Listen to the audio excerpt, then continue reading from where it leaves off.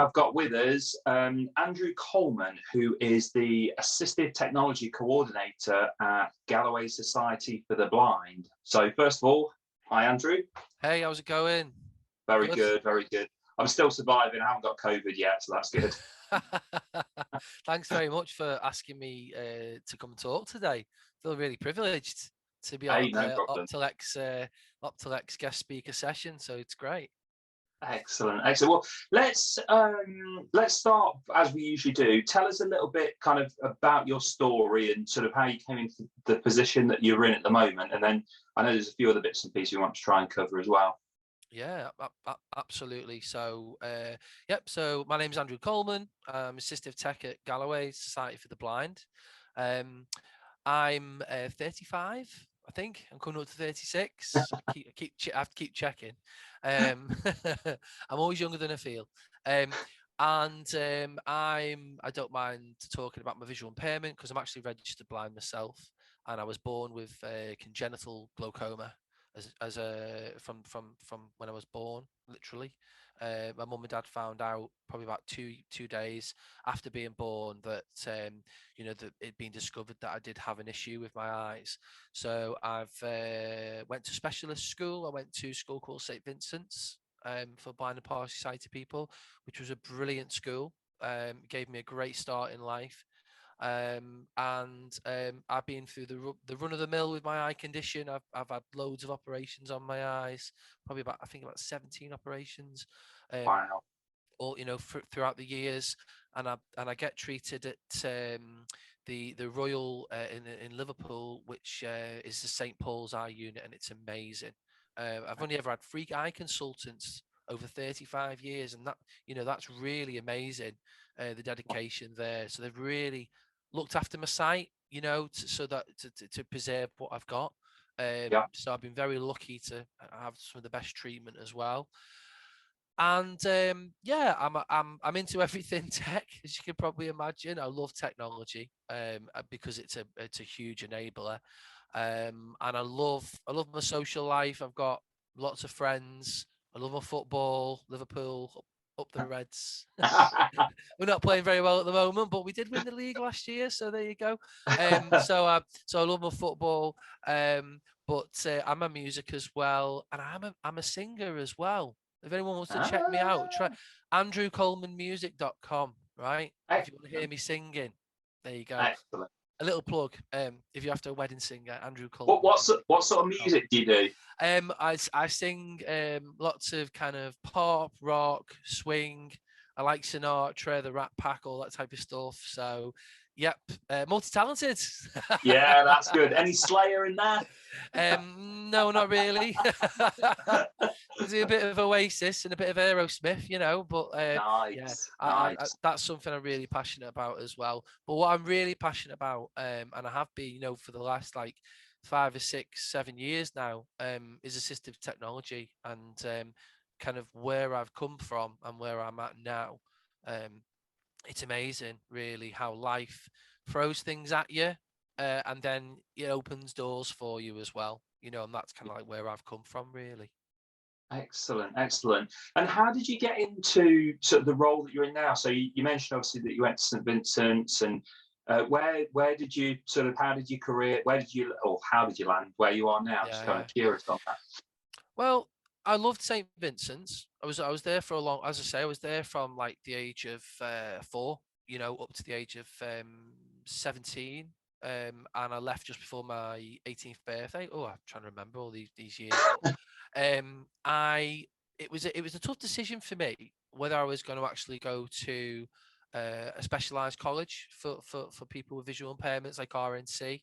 I didn't look at RNC, and I just kind of loved my social life at home in Liverpool, and I'm not ashamed to say the Reds, Liverpool, and going the match and all that was a big thing for me. I didn't want to lose that. So and I had friends at home as well. So I didn't want to move away to college.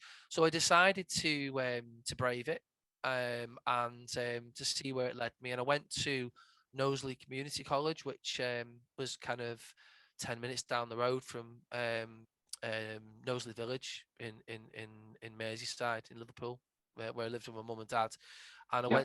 I went to Knowsley and I studied music there, popular music. I did a BTEC national diploma, and they were great. And I spent 3 years at college, and they they adapted to my needs and what I needed. Having support workers and the right support in place that I needed. And I wanted to be a songwriter. I wanted to develop my musical skills. And I still like to do that now, but I've not hit the big time. Never mind. I enjoy myself in other ways. But I went from there, and then I went to university from there, and I studied popular music at LIPA, at the Liverpool Institute for Performing Arts. That's like the Paul McCartney. I've got to get Paul McCartney in there, haven't I? Absolutely. Paul McCartney Institute for Performing Arts. I got to play one of my songs that I'd written called "Shaken" to Paul McCartney on my own in a room with him. And Wow. there's a bodyguard outside, I think, as well. But it was just me and him in the room on our own together. And he was like, "Well, yeah, I really like that song. It's really good. Yeah, it's got a catchy line to it." No, he was great, Paul McCartney. He was such a great guy. So, and I got my degree off him as well, Philharmonic Wow. Hall in Liverpool. So I've got my music degree. So I love that. And whilst I haven't gone into that profession, it's given me so many different skills that I can take into the role that I do now, I believe. So that's one of them things. So I came out of uni, and I was looking for employment, and I actually went back to Knowsley Community College, and I worked there for 5 years as an audio visual technician, and I also did IT support as well. The college went through some changes, and unfortunately I was made redundant in 2013. That was a really tough time of my life, because I loved working there. I thought I was going to be there for ages and I was going to move up the ranks, and I never really did. And then when I was made redundant, it's just not a great time for anyone. I was made redundant 2 weeks before I got married to my wife Louise, Wow. so that was really tough. Yeah. But 9 months later, I battled on, applied for jobs and things like that. 9 months later, a role came up at the RNIB, the Royal National Institute for Blind People in Liverpool, in Duke Street, to work on a tax advice service, which is funded by HMRC. It's a joint project with the RNIB to give people advice around blind persons tax allowance and lots of other benefits, and it was all about welfare calling as well, and making sure people had what they needed, what they were they could apply for with benefits. So I actually worked on that as what we call a trainee. So I was a trainee grader trainee grade scheme person on that. Amazing, because I didn't need the experience, but I had to show that I had the ability to do the role and learn on the job. Yeah. So I got that role, and while I was there, I became a lot more being a visually impaired person. I've never really been in that since I left St Vincent. So I wasn't really in that visual impairment circle. I wasn't really involved from a work point of view, or I started to take my visual impairment much more seriously when I joined the RNIB, when I realized what was out there and what help was out there for other people. And I thrived on helping other people, and that made me realize that I needed to help myself more as well. Yeah. And that started with assistive technology and learning to use assistive technology, learning to use Zoom text, things like that would help me with my computer, so that I wasn't really close to the screen. And I soon realized that I needed to use these tools to help myself, and make things better. So while I was at RNIB, I did lots of shadowing with their assistive technology service. There's a great guy at RNIB who was my manager, Mark Healy, a senior technology guy at RNIB, and he was my manager. And he took me under his wing and said, "You're really good at demonstrating things to people." Because I went and did a few demo days with one-to-one technology support, and I shadowed Mark and his team. And they just threw me in the deep end and said, "Can you help this person with their iPhone?" And I said, "Yeah, I'll do that." And that was it then. And he said, "You're really good with people on a one-to-one basis. Maybe you should look at getting this type of opportunity. If one comes up at RNIB, go for it." And that's Yeah. exactly what I did. So RNIB got, with Action for Blind People, they got a grant from the National Lottery. I think it was 6.2 million. And it was across the UK with other charities, and it was called Online Today. And it was to work with local societies, such as Galloways, who I work for now, Bradbury Fields in Liverpool, across the UK, to basically introduce people to technology, not just to technology, but to the accessibility that's involved, that's there. Yeah. That people can use. People don't know that you can make an iPad talk, or that you can make things bigger on the screen. They don't know about these things. So I worked in the Northwest, doing workshops and introductions and tasters to people to get them into technology, to get them going. And that was my a great opportunity for me. I couldn't believe it when I got the job. I was so over the moon that I got the job, and then from there, that was my journey really into what I love doing now, into helping people make the most out of technology, and that's what I thrive on now. And I was on that project for 2.5 years. I worked with some great people from RNIB, and James Bartlett, actually, from RNIB, who's a great guy as well, who managed the Online Today project along with Mark as well. I just learned so much, and I met some great people, worked in a great team also, and so it was brilliant. And then I did a lot of work with Galloways, because they're a local society in Lancashire and Sefton, and I did some workshops there, and then I think as the project influenced lots of local societies around the UK, Galloways put a job out for assistive technology, along with some other job roles as well, sight loss advice roles, and I had to think about, would I want to move from RNIB over to a local society? And I thought, yeah, I think this is like the natural progression for me, because I was on a lottery funded project, so I didn't know how long I would be employed for, and I thought, no, this is a great opportunity to work with a local society. So I went for the job. I didn't know whether I'd get it or not, and I did, and luckily that I did. So I've been at Galloways now since 2017, and Wow. and I've developed our assistive technology service with our services team. We've got a great team at Galloways, and now we operate in 4 different areas, and also community outreach as well. And it's just been brilliant for me. It was daunting, but it's brilliant that I entered an organization to help design a new service as well for assistive technology, and bring it to the forefront really of when people come and have an assessment at Galloways, that we also talk about technology and how it can benefit them as well. So it's been great to do that, and it's great just being involved in the sector really. So that's where I am now at Galloways. So yeah, a long journey. Good. Yeah, but I think it's important, because it's important to have people like you in those sort of organisations, because without people like you, the sort of passion for technology, if it's not there, people don't get to hear about it, so the members don't find out. And like you just said there, just would seem simple maybe to me and you, with things like making the fonts larger on your computer or your iPad, and being able to speak and stuff. And I'm sure even, since 2013, I mean, everything's come along kind of like leaps and bounds with regards to this. And I think it's one of the things that I quite like about sort of being in technology is when you've got a passion for it, and on top of that, in assistive technology, when you're actually making a difference to people's lives, I think it just brings you quite a lot of satisfaction on a day-to-day basis, as opposed to, I don't know, working in somewhere like Curry's or whatever, where, you're selling technology, but it's just kind of almost technology for technology's sake. Whereas, with what you're doing and with what we're doing, it really does make that difference. So no, I think that's excellent. And it's quite difficult as well, because there's so much technology out there. So I'm not restricted to what I can talk to people about. So yeah, exactly. There's so much that can help people. Yeah, and the thing is, I think also because accessibility is such a large part of everybody's lives now, and we're sort of, we've got an aging population and so on.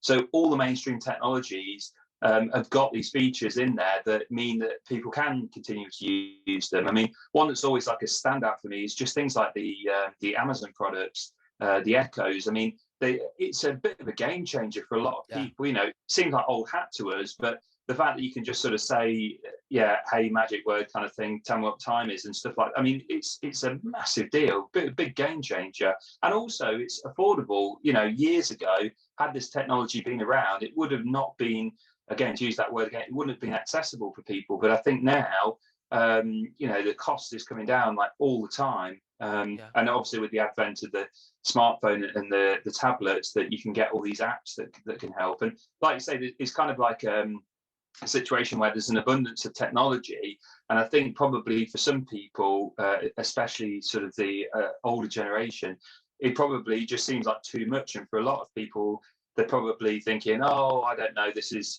too complicated. But for somebody like you that has that knowledge, you can sort of share, you don't really need to worry about, I don't know, online gaming or whatever it is, Netflix and so on. The main thing is XYZ kind of thing. Some people have skipped that computer, smartphone, tablet generation. They've gone straight for the Amazon Echoes. They've gone for that technology with the help of friends and family and Galloways, and it's definitely been a game changer. In fact, because of that type of technology, we've done quite a bit of work around skills, and we've actually developed a Galloways skill. If you say to your Amazon Echo, a lady, enable Galloways support through sight loss, you'll be able to use our skill to listen to our talking newspapers, our talking magazines, and also to find out more information about Galloways. And that's something that we developed with a volunteer called Peter Gould, who's a great guy as well. He now works at Twitter. He's worked at the BBC and AO.com, and he's been a volunteer for Galloways for quite a few years, and we're very lucky to have him. And he's helped us develop this skill. And we've had thousands and thousands of plays in the last 12 months on the skill. We actually launched it. Coincidentally, we launched it last April. We didn't design it for COVID-19. It was a year before that we started working on it. And it just so happened to come that we come around to COVID-19, and we kind of fast forwarded the launch of the skill because we thought people really need it now, you know. Yeah, absolutely. So wow. It's amazing. And I think it's one thing to be able to teach people to be able to use these products and make more of them, especially the Amazon Echoes, but it's been important for us actually to develop resources that actually integrate into these products as well. So to be able to develop a skill for the Echo, I think we're probably, right up there with one of the first kind of organizations to think about doing that for blind and partially sighted people. But we've been influenced by other organizations to do it as well.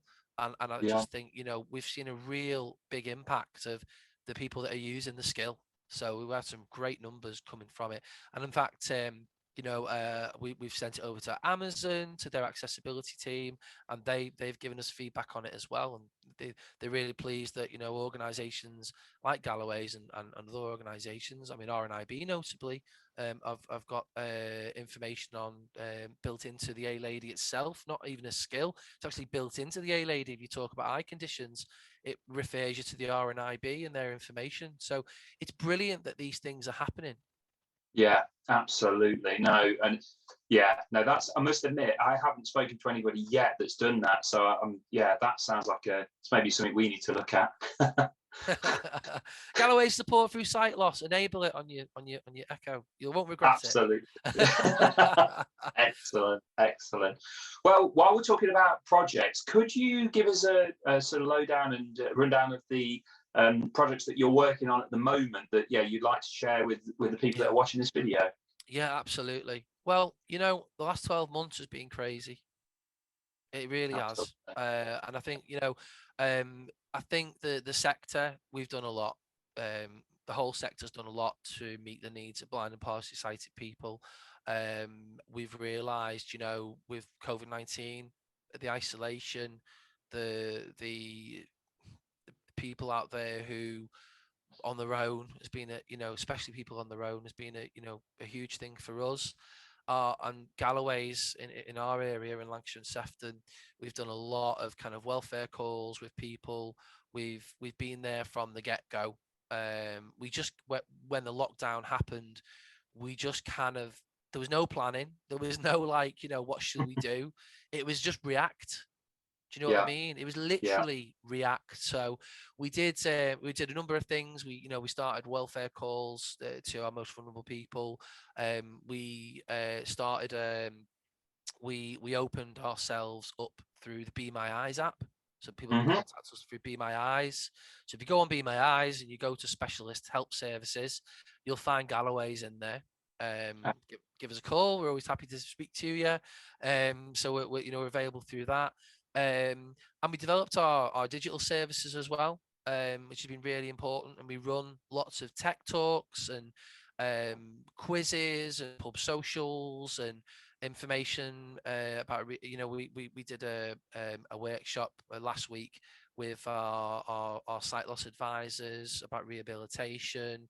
We do how-tos in the kitchen and tricks and tips, lots of things on Zoom, and we have a program of events that take place every week. You can actually can I plug it? Is it all right if I plug it? Yeah, absolutely. Go mad. Go mad. You can find out more about that if you go to www.galloways GALLOWAYS.org.uk talking dash together. Or if you just go on Google, type in Galloways Talking Together, and you'll come to our page and you can sign up for our weekly update email and our What's Going On guide that we send out each month. And that will give you the joining instructions for our Zoom events. And we also do stuff over the telephone as well, because, not everybody uses a computer. We realize that as much people have, gained more digital skills through Zoom, Yeah. we know there are still people out there that just want to use the telephone. That's more accessible to them. So we do run telephone groups as well for people to get involved with. So our Talking Together service is amazing. And actually, in fact, at Christmas just gone, we held an event for our community in Lancashire and Sefton. Even other people joined outside the area, which was amazing as well. We held a Christmas party with a well-known comedian, Jimmy Cricket. We had over 100 blind and partially sighted people that joined that Christmas party, and it was amazing. And I did my singing. Yeah, I got up there and I did a few songs as well for them, along with Jimmy, who's a great comedian, very well-known comedian that fitted well in with our demographic as well. And it was a great event. And we sent hampers out to people and with goodie bags and things for them to have a Christmas party, just a Christmas party with a difference, Wow. And it was really well received, I was so proud of people who they've learned all these new digital skills, have learned how to use Zoom, and they've took that challenge on. People have, I won't lie, people have struggled. But they've battled through it, and because they keep trying and trying, now they do it. And there's one lady that was joining our events, and one day she said to me, "Look, Andrew said, I've tried with you, I still can't do it. Can I just try next week?" And I said, "Yeah, that's fine." And then 5 minutes later, I started a tech talk, and she popped up and she said, "I've done it myself." And she had her hands in the air, like she'd won, like she'd won the Premier League, and because she'd done it herself. And I don't know, it's just moments like that I live for, like in the work that I do, that she managed to do it without me. She did it without me, which was great when the pressure was off, so that's what I've learned now. Sometimes you've got to take the pressure off and let someone try on their own, and then they can do it. So we do a lot of that with Zoom as well. But we've also, whilst we've been doing that with the digital services, it's really brought people together in a different way. And our tech talks, we get some great guest speakers coming on the tech talks. In fact, we've had you guys come on as well. We had Mark from Optelec, Mark Silver, your ace. There you go. From Optelec. He's come on as well on the tech talks, and he's been great. It's just been, we have people from America. I'm just name dropping now, but we've had Sam Seavey from The Blind Life. Whoa, nice. On the YouTube channel. He's been on. Robin Christopherson from AbilityNet, Robin Spinks from the RNIB. I'm sorry if I've not named you, but you're all great. I can't name everybody. But we've had a tech talk every single week since last April, since the 9th of April last year. And we've just grown that community. Don't want to let it go now. Even when we come back to face-to-face, it's kind of, people still want that, they still want that digital support. So we've been doing that. And then another line of work was really, how do we help people that aren't digitally minded, or they may be digitally excluded as well? How do we Yeah. support people that haven't got the technology? So we're really proud and pleased that we've worked with an agent for the National Lottery called the Catalyst Digital Fund. And we've been working with them on a project, and we've had the backing of other organisations in our sector. We applied for funding to provide 15 tablets running the Synaptic software, Nice. Yep. to remotely support and train 15 blind partially sighted people who haven't got an internet connection, or maybe they've never used a tablet before, or the computer that they are using they've really struggled with because of their vision, and they needed something, to try something different. But the Yep. majority of the clients on the project have not got an internet connection, so we've supplied them with a 4G data, for our mobile phone provider, and that's been funded through the Catalyst National Lottery Fund. And that gave us a chance to work with a digital partner as well. So we've been working with Graham Longley from Aspire, CIC, and Aspire Consultancy, and Graham's been working on the project with us as well as a digital partner, helping us do the training. And it's been a brilliant opportunity to work with another professional in the sector so closely as well. Something that we've done. So we're just coming towards the end of that project, but we're helping people with the next steps. We've got about 5 or 6 people already from the project that are talking about buying their own tablet, and that's the success of it. That people are thinking about that, and even if they aren't, if they decide that it's not for them, it's still given them that opportunity to actually try and say, well, they can't say they haven't had the opportunity. And that's something that we want to roll out in the future. And through the Catalyst project, we're happy, and we've got to actually, through the funding, talk to other organizations about what we've done. So it's not a secret. We want to share it. If you want to know more about it, get in touch with myself at Galloways, and we're happy to give you the recipe so you can go and do it yourself. And that's the key. It's not a secret. It's not a secret. Excellent. We want more, local societies and organizations to learn what we've learned and benefit from what we've done. And let's roll the program out, around the UK. Why not? Absolutely. No, it sounds like you're doing a fantastic job there. And like you say, it's great because it's going to continue. I mean, I know it's not, some people, obviously we want to get back to normal and so on, but I think it's really this whole sort of community side of it and connecting with people and so on. It's such a big deal, especially in the sector. So no, that's fantastic. Well, I think I was going to say, I know, I can waffle, can't I? I can too. You'll have to edit the video down, I think, with me, because it'll probably go on for ages. But I was going to say, I mean, our core work. I mean, my core work around assistive technology, and I'm not on my own. There's a big team of people behind me who do an amazing job at Galloways, and I can't name them all because there's too many of them. But a lot of our work is around like supporting our community, and we do a lot of one-to-one technology support for people as well, and a lot of kind of peer support type of sessions as well, and the most important people as well that really do support is our volunteer base. We got some amazing volunteers, and the tech volunteers that volunteer for the projects that we run on are amazing as well. And it's thanks to them throughout this period as well, of what we're doing, and we couldn't do it without them really. So it's a big community group effort. It's a big effort from Galloways and our community and our volunteers. We couldn't do it without them. So I've got to get that. Yeah, absolutely. No, that's great. That's great. Right. I shall leave it there. But thank you very, very much. I think, to be honest, based on this conversation alone, I think we probably need to get you back on again at some point in a few months, see how things are going. But absolutely. Absolutely. And I was just going to say, if anyone wants to contact me, please feel free to. My email address is andrew.coleman, COLEMAN, @galloways.org.uk. Send me an email over if you want to find out more. Always happy to talk. Fantastic, great stuff. Well, you take care, enjoy your weekend. Cheers. And I will speak to you soon. Okay, cool. Cheers, man. Bye. Cheers.